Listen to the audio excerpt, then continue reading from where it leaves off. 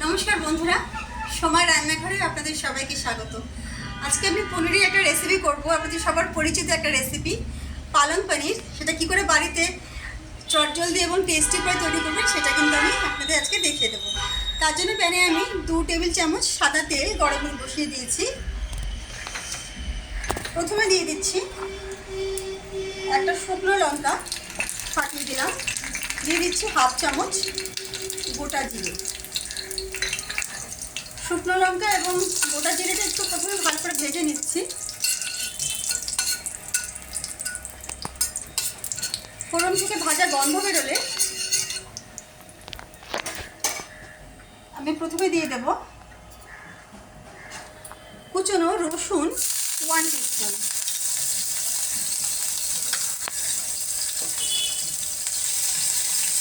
একটু ভেজে নেব রসুনটা কাঁচা গন্ধ চলে যাওয়া পর্যন্ত।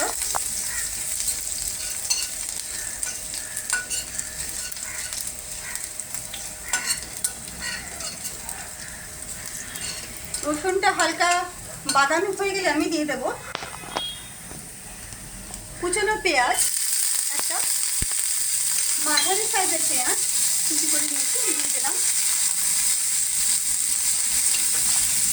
এবার পেঁয়াজ রসুন আর ফোড়নের সাথে একটু ভালো করে ভেজে নেব। পেঁয়াজটা কিন্তু খুব বেশি লাল করে ভাজবো না, হালকা গোলাপি রং ধরা পর্যন্ত একটু ভেজে নেব। আমি সামান্য একটু লবণ দিয়ে দিচ্ছি।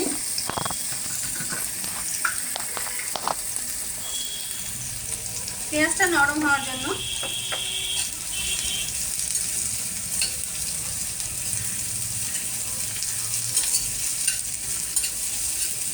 পালং পনির নিশ্চয়ই আপনারা নানা রকম পদ্ধতি বানিয়েছেন বাড়িতে, না নিজেরা কিন্তু একবার এইভাবে রেসিপিটা ট্রাই করুন, ভালো লাগবে। আচ্ছা, পেঁয়াজটা ভাজা হতে হতে আমি এবার দিয়ে দিচ্ছি আদা বাটা 1 টিস্পুন।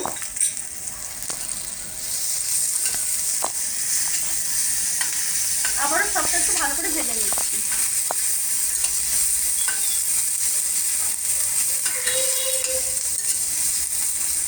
রেসিপিগুলো আমার শুরু থেকে শেষ অবধি কিন্তু অবশ্যই আপনারা দেখবেন, আমার অনুরোধ। আর রেসিপিগুলো ভালো লাগলে অবশ্যই কিন্তু আমার চ্যানেল সাবস্ক্রাইব করে আমার পাশে থাকবেন।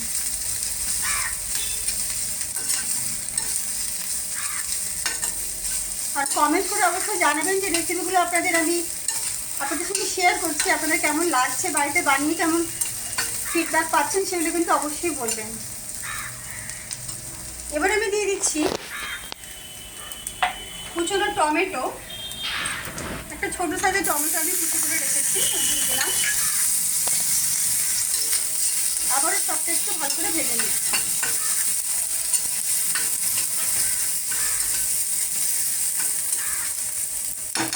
চাইলে একটু চাপা দিয়ে কিন্তু টমেটোটা নরম হতে দিতে পারেন।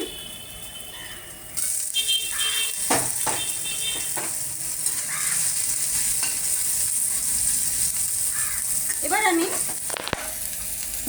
একদম আন্দাজ মতন লবণটা এবার দিয়ে দিচ্ছি এই পর্যায়ে।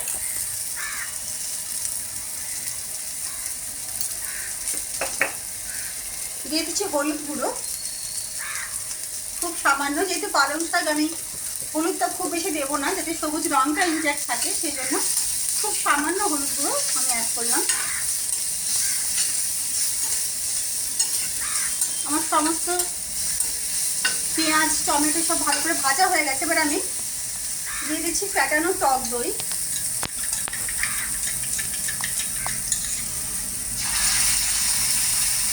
2 টিস্পুন। দইটা যখন ডাইলে দেবেন অবশ্যই কিন্তু গ্যাসটা একটু কম আঁচে করে দেবেন, যাতে দইটা নাহলে কেটে যেতে পারে। একটু আমি ঢাকা দিয়ে দিলাম। আপনাদের আমি একটা পেস্ট রেডি করে রেখেছি, কী কী দিয়েছে আমি একটু বলে দিচ্ছি। এতে আছে 100 গ্রাম পালং শাক, 5খানা কাজু, একটু নেড়ে দিচ্ছি।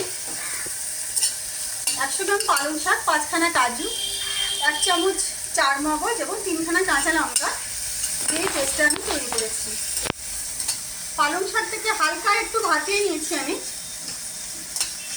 2-3 মিনিটের মতন ভাপিয়ে নিয়ে ঠান্ডা জলে অবশ্যই দিয়ে নেবেন, তাতে কিন্তু পালং শাকের সবুজ রঙটা ঠিকঠাক থাকবে। পালং শাকটাকে 2-3 মিনিট ভাপিয়ে নিয়ে ঠান্ডা জলে দিয়ে নিয়েছি। তারপর তার সঙ্গে কাজু, চারমগজ এবং কাঁচা লঙ্কা দিয়ে এই পেস্টটা আমি তৈরি করে নিয়েছি। এবার পেস্টটা আমি দিয়ে দিলাম।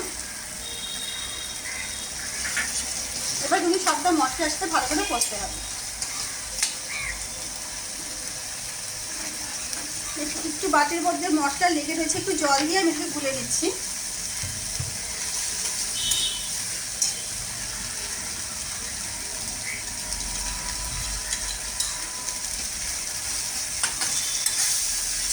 এবার আমি বাকি কিছু মশলা লেগেছিল দিয়ে দিলাম পুরোটা প্যানে। খুব বেশি জল দেবো না এতে আমি, যেহেতু ওটা মাখা মাখা হবে বিষয়টা।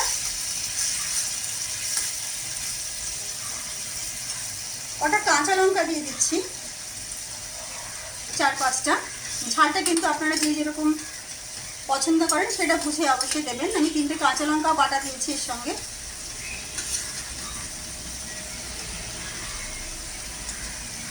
এবার লবণ হলুদ দিয়ে ভেজে রেখেছিলাম 100 গ্রাম পনিরটা আমি দিয়ে দিচ্ছি। সবটা একটু ভালো করে কষিয়ে নেব।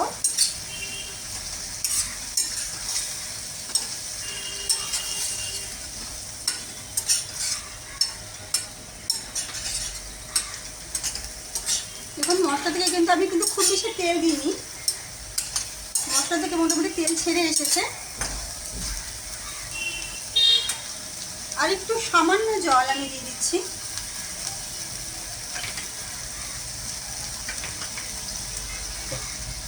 একটু মিক্স করে নিচ্ছি। এবার রান্নাটা প্রায় শেষের পর্যায়ে চলে এসেছে।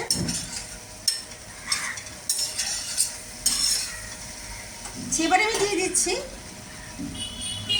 গরম মশলা গুঁড়ো 1/2 টিস্পুন, দিয়ে দিচ্ছি কসুরি মেথি 1/2 টিস্পুন। একটু মিক্স করে নিলাম। দিয়ে দিচ্ছি আদার কুচো, জিঞ্জার জুলিয়ান। গ্যাসটা আমি অফ করে দিচ্ছি। এটা কিন্তু আমার সম্পূর্ণ তৈরি হয়ে গেছে। একটু কিছুক্ষণ চাপা দিয়ে অবশ্যই স্ট্যান্ডিং টাইমে রাখবেন, যাতে মশলার স্বাদ গন্ধ সবটা কিন্তু পনিরের মধ্যে চলে আসবে।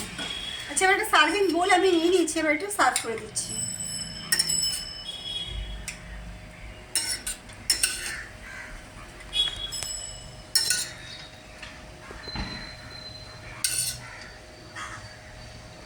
একটু সুন্দর করে সার্ভ করবেন। তৈরি হয়ে গেলে আমার একদম গরম গরম ধোয়া ওঠা পালং পনির। বাড়িতে বানান, সবার ভালো লাগে। নতুন রান্নার চলে যাবে সময় রান্না করে। নমস্কার।